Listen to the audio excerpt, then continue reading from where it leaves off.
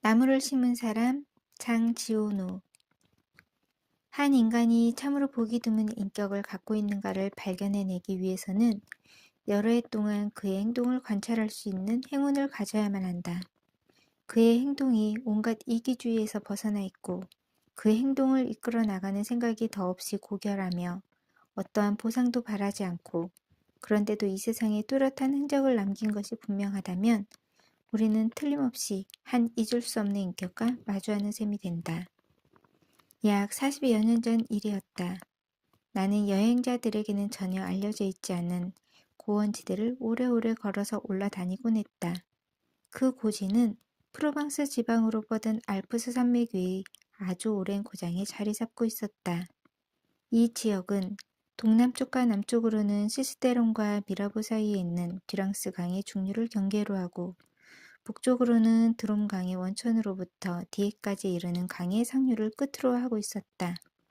그리고 서쪽으로는 콩따 푸네생 평원과 방토상의 지맥이 그 끝이었다.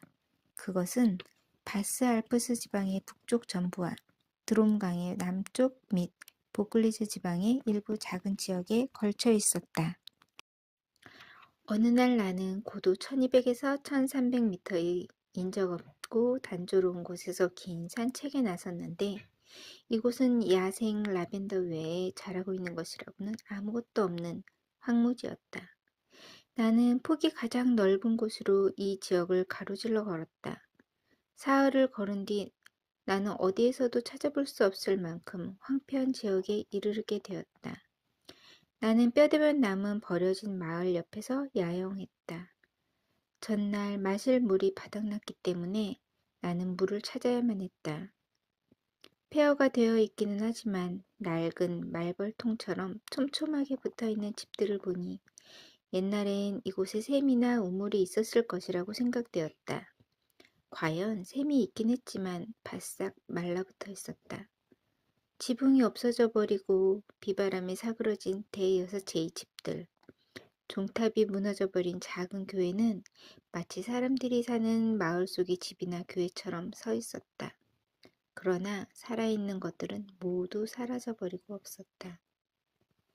그날은 햇빛이 눈부시게 내리쬐는 6월의 어느 아름다운 날이었다. 그러나 하늘 높이 솟아있는 이 고지 위에 따가운 햇살을 피할 곳 없는 땅 위에는 견딜 수 없을 만큼 난폭한 바람이 불고 있었다. 뼈대만 남은 집들 속으로 불어닥치는 바람 소리는 마치 식사를 방해받은 야수가 부르짖는 소리 같았다. 나는 캠프를 철수하지 않을 수 없었다. 그곳에서부터 5시간이나 더 걸어보았어도 여전히 물을 찾을 수 없었고 또 물을 찾으리라는 희망을 주는 것은 아무것도 없었다. 사방이 똑같이 모두 메말라 있었고 거친 풀들만 자라고 있었다. 그런데 저 멀리에서 검은 작은 그림자가 서 있는 모습이 어른거리는 것 같았다. 나는 그 실루엣을 홀로 서 있는 나무의 둥지로 착각했다. 어쨌든 나는 그것을 향해 걸어갔다. 그것은 한 양치기 목자였다. 그의 곁에 불타는 듯한 뜨거운 땅 위에는 30여 마리의 양들이 누워 쉬고 있었다. 그는 물병을 꺼내 내게 물을 부었다. 그리고 잠시 후 고원의 오목한 곳에 있는 양의 우리로 나를 데리고 갔다. 그는 간단한 도르래를 설치해 놓고 깊은 천연의 우물에서 아주 좋은 물을 깃고 있었다. 그 사람은 거의 말을 하지 않았다. 그것은 고독하게 살아가는 사람들의 특징이지만 그러나 자신감이 있고 확신 속에 자부심을 갖고 있는 사람으로 느껴졌다. 모든 것을 빼앗겨버린 이곳에 그런 사람이 살고 있다는 것은 뜻밖의 일이었다. 그는 오두막이 아니라 돌로 만든 제대로 된 집에 살고 있었다. 그 집은 그가 이곳에 왔을 때 발견한 폐가를 어떻게 혼자 힘으로 수리해 놓았는지 아주 잘 보여주었다. 지붕은 튼튼했고 물 새는 곳도 없었다. 바람이 지붕을 두드려 기와 위에서 내는 소리가 마치 바닷가의 파도 소리 같았다. 살림살이는 잘 정돈돼 있었다. 그릇은 깨끗하게 씻겨 있었고 마루는 잘 닦여 있었으며 총은 반질반질했다. 불 위에는 수프가 끓고 있었다. 그때 나는 그 역시 산뜻하게 면도한 얼굴을 하고 있고 옷에 단추가 단단히 달려 있으며 기운 것이 눈에 보이지 않게 옷이 세심하게 수선돼 있는 것을 알 수 있었다. 그는 수프를 나누어 주었다. 식사 후 담배 쌈지를 권하자 그는 담배를 피우지 않는다고 했다. 그의 개 또한 주인처럼 조용했으며 거칠지 않고 상냥했다. 내가 여기서 그날 밤을 묵어야 한다는 것을 곧 알게 되었다. 가장 가까운 마을이라도 하루하고 반 이상을 걸어야 했기 때문이다. 게다가 이 지역에는 마을들이 거의 없다는 것을 나는 잘 알고 있었다. 이곳 고지대의 기슭길, 서로 멀리 떨어진 너댓 개의 촌락이 흩어져 있을 뿐이었는데 그 마을들을 차가 다니는 길의 맨 끝에 떡갈나무 숲에 자리 잡고 있었다. 그곳에 숯을 만드는 나무꾼이 살고 있었다. 사람들이 힘들게 살아가는 곳이었다. 여름에도 겨울만큼이나 날씨가 혹독한 곳에 촘촘하게 모여 살면서 모든 가정들은 닫힌 세계 속에서의 이기심만을 키워가고 있었다. 분별하는 야심은 이곳을 벗어나려는 끊임없는 욕망 속에서 정상을 벗어난 행동으로 나타나고 있었다. 남자들은 트럭으로 시내의 수출 운반하러 갔다가 돌아오곤 했다. 아무리 굳센 품성을 지닌 사람일지라도 끊임없이 반복되는 실망을 견디지 못하고 무너져 버리곤 했다. 여인들은 또한 가지가지 원한을 마음에 품고 있었다. 사람들은 모든 것을 놓고 경쟁했다. 숯을 파는 것을 놓고 교회의 자리를 놓고 경쟁했다. 미덕들을 놓고 악덕을 놓고 그리고 성과하기 뒤엉클어진 것들을 놓고 끊임없이 경쟁했다. 게다가 바람 또한 쉬지 않고 신경을 자극했다. 그래서 자살이 그리고 거의 언제나 죽음으로 몰고 가는 정신병들이 전염병처럼 번졌다. 담배를 피우지 않은 그 목자는 조그만 자루를 찾아 들고 와서 도토리 한 무더기를 테이블 위에 쏟아 놓았다.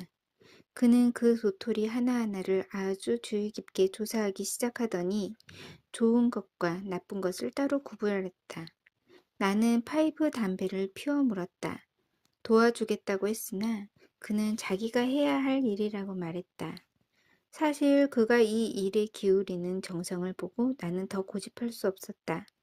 우리의 대화는 그것이 전부였다. 그는 아주 굵은 도토리 한 무더기를 모으더니 그것들을 10개씩 세어 묶음을 만들었다. 그러면서 그는 작은 것이거나 조금이라도 금이 간 것들을 제쳐 놓았다.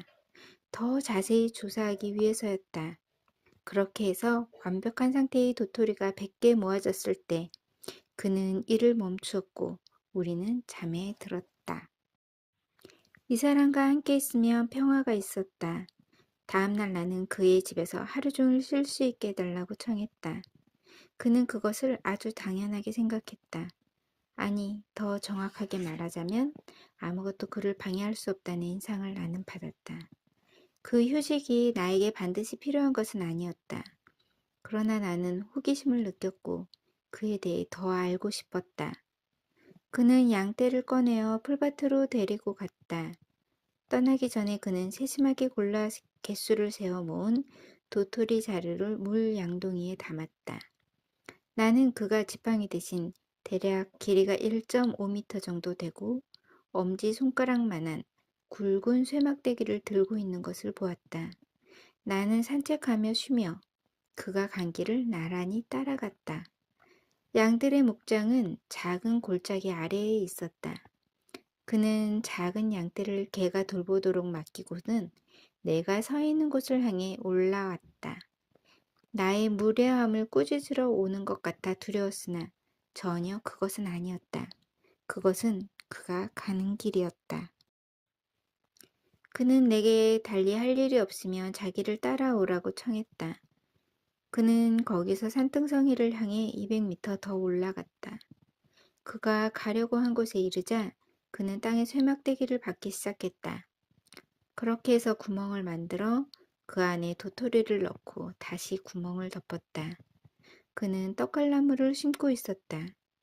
그곳이 그의 땅인지 나는 물었다. 그는 아니라고 대답했다.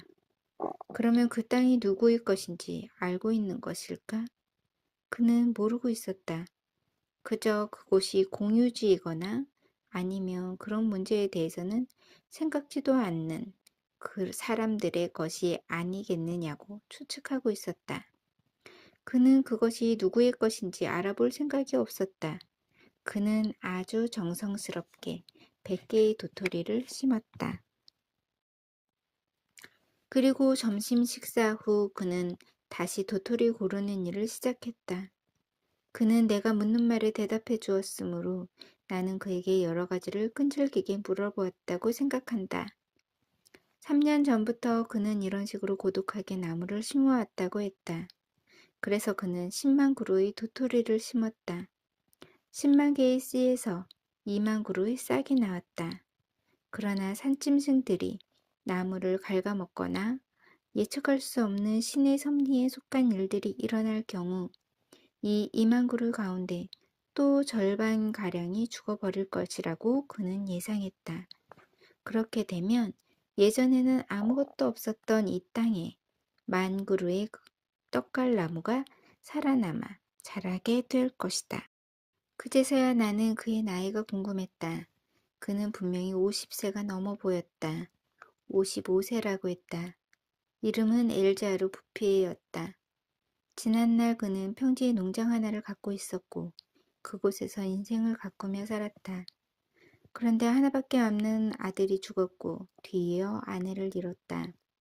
그 후 그는 고독 속에 물러앉아 양들과 개와 더불어 한가롭게 살아가는 것을 기쁨으로 알게 되었다. 그는 나무가 없기 때문에 이곳의 땅이 죽어가고 있다고 판단했다. 그는 달리 중요한 일거리도 없었으므로 이런 상태를 개선해 보기로 결심했다고 덧붙였다. 그때는 나 역시 젊은 나이에도 불구하고 고독하게 살아왔기 때문에 다른 고독한 사람들의 영혼에 섬세하게 접근할 줄 알았다. 그럼에도 불구하고 나는 한 가지 실수를 저질렀다. 정확히 말해서 내 젊은 나이는 나 자신과 관련지어서만 그리고 어떤 행복의 추구만을 염두에 두고 미래를 상상케 했던 것이다. 그래서 나는 30년 후면 1만 그루의 떡갈나무가 아주 멋진 것이 될 것이라는 말을 하고 만 것이다. 그는 아주 간단하게 대답했다. 만일 30년 후에도 하느님이 그에게 생명을 주신다면 그동안에도 나무를 아주 많이 심을 것이기 때문에 이 1만 그루는 바닷속의 물방울 같을 것이라는 것이었다.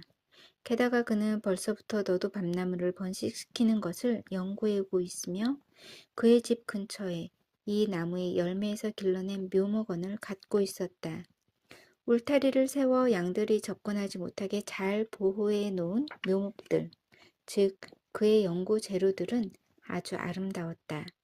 그는 또한 지면에서 몇 미터 지하에 어느 정도 습기가 고여 있을 것 같은 땅에는 자작나무를 심으리라 생각하고 있다고 말했다. 그 다음날 우리는 헤어졌다. 다음해 1914년에 전쟁이 일어나 나는 5년 동안 전쟁에 참가했다. 나는 한낱 보병병사의 몸이었으므로 나무에 대해서는 거의 생각할 수 없었다. 진실을 말한다면 그런 일 자체는 나에게 아무런 흔적도 남기지 못했다. 나는 그것을 하나의 화제거리라든가 우표 시집 같은 것으로 여겼고 잊어버리고 있었다. 전쟁에서 벗어났을 때 나는 아주 적은 액수의 제대 보너스를 받았으며 신선한 공기를 조금이라도 마시고 싶은 강한 욕망에 사로잡혀 있음을 알았다. 인적 없는 그 황무지로 가는 길을 다시 찾아들었을 때 나에게는 그런 바람 이외에는 다른 아무 생각도 없었다. 그곳은 변함이 없었다. 그러나 폐허가 된 마을 너머 멀리에서 무슨 회색빛 안개 같은 것이 카페트처럼 산등성이를 덮고 있는 것이 보였다. 사실 난 여기 오기 전날부터 나무를 심던 그 목자를 다시 생각하기 시작했다. 1만 그루의 떡갈나무라면 꽤 넓은 공간을 차지하고 있을 거야 하고 나는 생각했다. 나는 지난 5년 동안 너무 많은 사람들이 죽어가는 것을 보았기 때문에 엘자르 부피 역시 죽었을 것이라고 쉽게 상상했다. 게다가 20대의 나이에는 50대의 인간들이란 죽는 것 외에는 별로 할 일이 없는 늙은이라고 생각하기 마련이어서 더욱 그러했다. 그는 죽지 않고 살아있었다. 아주 활력이 넘쳐 보였다. 그는 생업도 바꾸었다. 양들을 4마리만 남기고 대신 100여 개의 벌통을 갖고 있었다. 그는 어린 나무들을 위협하는 양들을 치워버린 것이었다. 그동안 그는 전혀 전쟁 때문에 불안을 느끼지 않았다고 했다. 그리고 나는 그것을 확인했다. 그는 태연하게 여느 때와 다름없이 나무를 계속 심었던 것이다. 1910년에 심은 떡갈나무들은 그때 10살이 되어 있었다. 그리고 나무들은 나보다 그리고 엘자르 부피에보다 더 높이 자라 있었다. 그것은 인상적인 모습이었다. 나는 문자 그대로 말문이 막혔다. 엘자르 부피에도 말이 없었기 때문에 우리는 침묵 속에서 그가 키워놓은 숲을 산책하며 하루를 보냈다. 숲은 3구역으로 나뉘어 있었는데 가장 폭이 큰 것은 11km나 되었다. 이 모든 것이 오로지 아무런 기술적인 장비도 지니지 못한 한 인간의 손과 영혼에서 나온 것임을 기억할 때마다 나는 인간이란 파괴가 아닌 다른 분야에서는 하느님처럼 유능할 수 있다는 것을 깨닫곤 한다. 그는 자기 생각을 꾸준히 실천해가고 있었다. 내 어깨 높이 와닿는 너도 밤나무들이 눈앞에 끝없이 펼쳐져 있는 광경이 그것을 증명해주고 있었다. 떡갈나무는 빽빽이 자라 있었고 들짐승에게 갉아먹혀 피해를 입는 나이를 넘어서 있었다. 신 자신이 이 피조물을 파괴하려는 섭리를 갖고 있다면 앞으로는 태풍에게나 도움을 청해야 할 것이다. 그는 또 감탄할 만큼 잘 가꾸어진 자작나무 숲을 보여주었다. 5년 전, 그러니까 1915년 내가 베르덩 정투에서 싸우던 시기에 심은 나무들이었다. 밑에 습기가 있으리라고 정확하게 짐작했던 모든 땅에 그는 자작나무를 심었던 것이다. 자작나무들은 젊은이같이 부드러웠고 아주 단호한 모습으로 서 있었다. 창조란 연달아서 새로운 결과를 만들어내는 것 같다. 하지만 엘제르 부피에는 그런 데에는 관심이 없었다. 아주 단순하게 자신의 일을 고집스럽게 추구할 뿐이었다. 마을로 다시 내려왔을 때 나는 사람들의 기억 속에서는 늘 말라붙어 있던 시내에 물이 흐르고 있는 것을 보았다. 아주 오랜 옛날 어느 때에는 이 말라붙어 있던 시내에 물이 담겨 있었다고 한다. 내가 이 이야기를 시작할 때 소개했던 쓸쓸한 마을들 가운데 몇몇은 옛 갈로 로망의 터전 위에 세워져 있었는데 아직도 그 시대의 흔적이 남아 있었다. 그래서 한때 고고학자들이 와서 이곳을 파헤쳤고 그들은 여기에서 낚시 바늘을 찾아내곤 했다. 그러나 20세기에는 약간의 물을 얻기 위해서도 저수통의 도움을 받지 않을 수 없게 되었던 것이다. 바람도 몇 가지 씨앗들을 흩어놓았다. 그래서 물이 다시 나타나자 그와 함께 버드나무가, 골풀이, 풀밭이, 정원이, 꽃들이, 그리고 삶의 이유 같은 것들이 되살아났다. 그러나 그 모든 변화는 아주 천천히 일어났기 때문에 습관처럼 익숙해져서 아무런 놀라움도 가져다 주지 않았다. 산토끼나 멧돼지들을 잡으려고 외롭게 산을 타는 사냥꾼들은 작은 나무들이 많이 번식하고 있는 것을 분명히 확인했으나 그것은 그저 땅이 자연스럽게 부리는 변덕 탓이라고 여겼다. 그래서 아무도 이 사람의 일에 간섭하지 않았다. 사람들이 그에게 의심을 두었다면 그들은 그에게 반감을 가졌을 것이다. 그는 의심을 느끼게 할 만한 데가 없는 사람이었다. 훌륭하고 고결한 그의 인격 속에 이처럼 끈질긴 고집이 있다는 것을 사람들과 관리들 가운데 누가 상상인들 할 수 있었겠는가. 1920년 이래 나는 1년에 한 번씩은 엘자르 부피에를 방문했다. 그동안 그가 좌절하거나 회의에 빠지는 것을 나는 전혀 본 적이 없다. 그러나 하느님 자신은 그를 그런 어려움 속으로 종종 밀어넣었던 것을 아실 것이다. 나는 그가 겪었을 곤란에 대해서는 헤아려 보지 않았다. 그러나 그와 같은 성공을 거두기 위해서는 역경과 싸워 이겨내야 했을 것이고, 그러한 열정이 확고한 승리를 거두기 위해서는 절망과 싸워야 했을 것이라는 것을 쉽게 상상할 수 있다. 그는 1년 동안 1만 그루가 넘는 단풍나무를 심었는데 모두 죽어버리는 일도 있었다. 그래서 그 다음 해가 되자 그는 단풍나무를 포기하고 너도 밤나무를 다시 심었으며 그리하여 떡갈나무들보다 더 성공을 거두었다. 하지만 이런 보기 드문 인격을 가진 사람을 조금이라도 더 정확하게 이해하려면 우리는 그가 철저한 고독 속에서 일했다는 것을 잊어서는 안 된다. 그는 너무나도 완전한 고독 속에서 살았기 때문에 생애의 마지막 시기에는 말하는 습관을 잃어버리기까지 했다. 아니, 어쩌면 그럴 필요를 느끼지 못했던 것은 아닐까? 1933년 엘자르 부피에는 깜짝 놀란 산림 관리인의 방문을 받았다. 이 관리는 천연숲의 성장을 위태롭게 할까 두려우니 집 밖에서 불을 피우지 말라는 명령을 이 목자에게 통고했다. 그 관리는 순진하게도 숲이 스스로 혼자 커가는 것은 생전 처음 본다고 말했다. 그 시기에 엘제르 부피에는 집에서 12km 떨어진 곳에 너도 밤나무를 심으러 가곤 했다. 그때 그는 이미 75세였기 때문에 매일 오고 가는 수고를 덜기 위해 나무 심는 바로 그 장소에 오두막 돌집 하나를 지으려는 생각을 하고 있었다. 그는 다음 해에 그 집을 지었다. 1935년에는 정부의 진짜 대표단이 천연의 숲을 시찰하러 왔다. 산림수자원청의 고위 관리와 국회의원, 전문가들도 함께 왔다. 그들은 쓸데없는 말들을 많이 했다. 그들은 무엇인가를 하기로 결정했는데, 그러나 다행스럽게도 단 한 가지 유익한 일을 제외하고는 아무 일도 하지 않았다.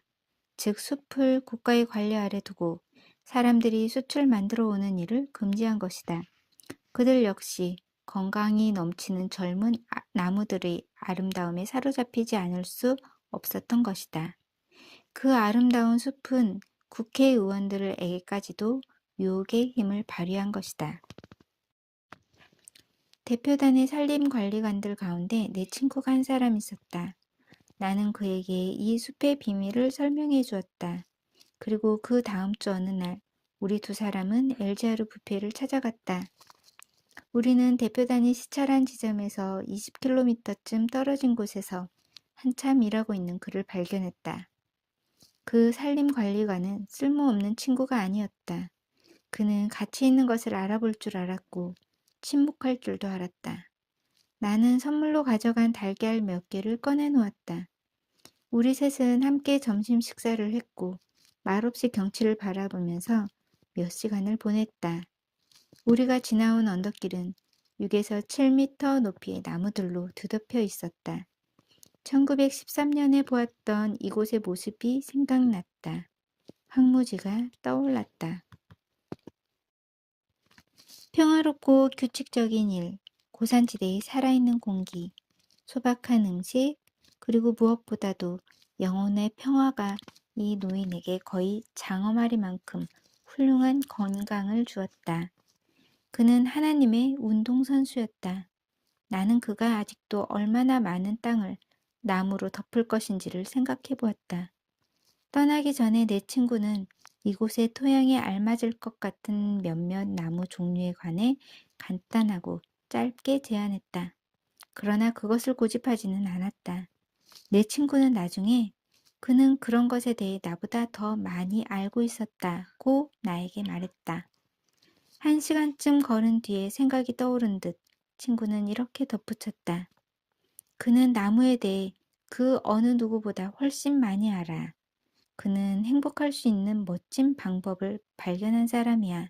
라고. 이 산림관리관 덕분에 숲만이 아니라 엘자르 부피에의 행복도 보호받을 수 있었다. 내 친구는 숲을 보호하기 위해 3명의 산림관리인을 임명했고 이들에게는 몹시 겁을 주어서 나무꾼들이 아무리 뇌물을 가져다 준다 하더라도 흔들림 없이 일할 수 있도록 만들었던 것이다. 엘제아르 부피의 작품이 심각한 위험을 맞았던 것은 1939년에 일어난 2차 세계대전 때였다.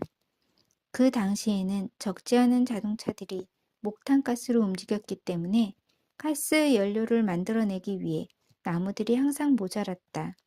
그래서 사람들은 1910년에 심은 떡갈나무부터 베기 시작했다. 그러나 다행히도 이 지역들은 모든 도로망에서 너무 멀리 떨어져 있었기 때문에 그런 계획은 재정적으로 비경제적이라는 것이 드러났다. 그래서 사람들은 그것을 포기했다. 그러나 그 목자는 아무것도 알지 못했다. 그는 그곳에서 30km 떨어진 곳에서 평화롭게 자기 일만을 묵묵히 하고 있었다. 그는 1914년의 전쟁을 몰랐던 것처럼 1939년의 전쟁 역시 모르고 있었다. 내가 마지막으로 엘자르 부피에를 본 것은 1945년 6월이었다. 당시 그는 87세였다. 나는 황무지로 가는 길을 다시 찾아갔다. 그러나 전쟁이 이 나라를 황폐하게 만들었는데도 불구하고 이제는 듀랑스 강의 계곡과 산 사이를 오고 가는 버스가 있었다. 나는 여기에 처음 산책했던 장소가 어디인지 더 이상 알아볼 수 없었는데 그것은 비교적 빠르게 움직이는 교통수단 때문이라고 생각했다. 게다가 그 버스가 가는 길은 나를 처음 보는 곳으로 데려가는 것만 같았다. 내가 옛날에 그 황량했던 폐허의 땅에 왔다는 사실을 확인하기 위해서는 마을 이름을 떠올려야만 했다. 나는 베르공 마을에서 버스를 내렸다. 1913년에는 10채 내지 12채의 집으로 이루어진 이 마을에 단 3사람만이 살고 있었다. 그들은 야만스러웠고 서로 미워했으며 덫으로 동물을 잡아서 먹고 살았다. 거의 선사시대 원시인의 육체적, 정신적 상태에 가까운 삶이었다. 쐐기풀이 버려진 집들의 주위를 덮고 있었다. 그들의 생활 조건은 전혀 희망이 없었다. 죽음을 기다리는 것밖에 없었다. 하물며 덕을 추구하며 살아갈 상태가 아니었다. 그런데 모든 것이 변해 있었다. 공기까지도. 옛날에 나를 맞아주었던 건조하고 난폭한 바람 대신에 향긋한 냄새를 씨는 부드러운 미풍이 불고 있었다. 물 흐르는 소리 같은 것이 저 높은 언덕에서 들려오고 있었다. 그것은 바람 소리였다. 게다가 더 놀라운 것은 못 속으로 흘러들어가고 있는 진짜 물소리가 들리는 것이었다. 나는 샘이 만들어져 있는 것을 보았다. 물은 풍부하게 넘쳐 흘렀다. 그리고 나를 가장 감동시킨 것은 그 샘 곁에 이미 4살의 나이를 먹었음직한 보리수 나무가 심어져 있는 것이었다. 이 나무는 벌써 무성하게 자라 있어 의문의 여지 없이 부활의 한 상징임을 보여주고 있었다. 더욱이 베르공 마을에는 사람들이 노동을 한 흔적이 뚜렷했다. 사람은 희망을 가져야만 일할 수 있다. 그러니까 희망이 이곳에 다시 돌아와 있었던 것이다. 마을 사람들은 허물어진 집들을 치우는 한편 무너진 벽들을 모두 부수고 5채의 집을 다시 지었다. 그 뒤 마을 사람들의 수는 28명이 되었는데 그 가운데는 4쌍의 젊은 부부도 있었다. 산뜻하게 벽을 바른 새 집들 주위를 채소밭이 둘러싸고 있었다. 그 채소밭에는 이것저것 섞여 있었지만 가지런히 심은 야채, 꽃, 배추, 장미꽃나무, 부추, 금어초, 샐러리, 아네모네들이 자라고 있었다. 이곳은 사람들이 살고 싶은 마을이 되어 있었다. 그곳에서부터 나는 길을 걸어서 갔다. 우리들이 이제 막 빠져나온 전쟁은 아직 삶의 완전한 개화를 허락하지 않고 있었지만 라자로는 이미 무덤 밖에 나와 있었다. 나지막한 살기슭에는 보리와 호밀이 자라고 있었고 좁은 계곡 바닥에는 푸른 초원이 펼쳐져 있었다. 이 지역 전체가 건강과 번영으로 다시 빛나기 위해서는 그로부터 8년의 세월이 흐르는 것만으로 좋겠다. 내가 1913년에 보았던 폐허의 자리에 지금은 잘 단장된 아담하고 깨끗한 농장들이 들어서 있어서 행복하고 안락한 삶을 말해주고 있었다. 옛날에 그 샘들은 숲이 머금고 있었던 비와 눈에서 물을 받아 다시 흐르기 시작했다. 사람들은 그 샘물로 수로를 만들었다. 단풍나무 숲속에 있는 농장마다 샘물이 흘러들어 용당 같은 박하의 비로 넘쳐 흐르고 있었다. 마을은 조금씩 재건되었다. 땅값이 비싼 평야지대의 사람들이 이곳으로 이주해와 젊음과 활력과 모험 정신을 가져다 주었다. 건강한 남자와 여자들, 그리고 소리내어 웃을 줄 알며 시골에서 벌어지는 축제의 맛을 즐길 줄 아는 소년, 소녀들을 길에서 만날 수 있었다. 기쁨 속에서 살아가게 된 뒤로는 알아볼 수 없을 만큼 모습이 변한 옛 주민들, 그리고 새로 이주해온 사람들의 수가 1만 명을 넘었다. 그들은 모두 자신들이 누리는 행복의 빚을 엘제아르 부피에게 지고 있었다.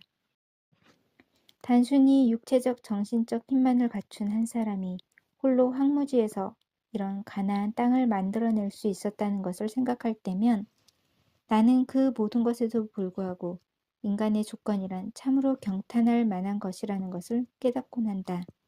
그리고 그런 결과를 얻기 위해 가져야만 했던 위대한 영혼 속의 끈질김과 고결한 인격 속의 열정을 생각할 때마다 나는 신에게나 어울릴 이런 일을 훌륭하게 이루어낼 줄 알았던 그 소박한 늙은 농부에게 무한한 존경심을 품게 된다. 엘제아르 부피에는 1947년 반홍 요양원에서 평화롭게 눈을 감았다.